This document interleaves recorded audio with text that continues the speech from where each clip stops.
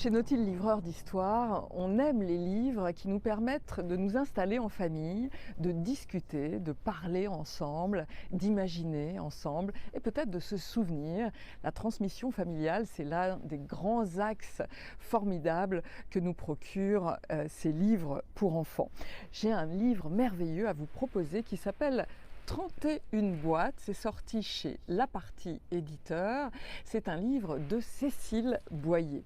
C'est un livre qui est très sobre en texte, je vais vous le montrer tout de suite très rapidement, avec un gimmick qui est là et qui est là à chaque page. Qu'y a-t-il dans cette boîte? Qu'y a-t-il dans cette boîte? C'est intéressant pour les enfants qui commencent à grandir à partir de 4-5 ans, qui sont déjà à l'école maternelle, parce que ces gimmicks, la répétition de ces phrases leur permet tout doucement d'entrer dans la structure de la phrase, d'acquérir aussi un vocabulaire et déjà de photographier une écriture. Mais indépendamment de cet aspect, j'allais dire presque technique, sur la lecture, on entre ici dans un jeu de devinettes qui va nous amener à discuter ensemble, ce que je vous disais.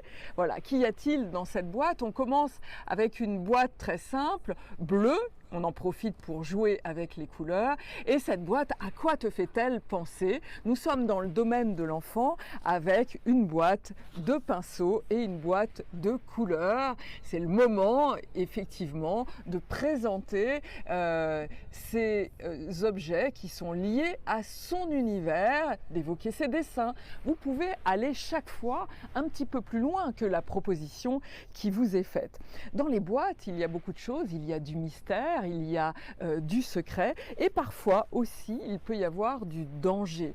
Donc vous voyez que le livre nous amène sur des structures et des idées très différentes. Ici, vous l'aurez reconnu, la boîte à outils d'un des parents, laissée peut-être au garage. Attention, danger! Tous les enfants sont attirés par les boîtes, les grands aussi d'ailleurs, quand il y a une surprise, éventuellement un cadeau dedans.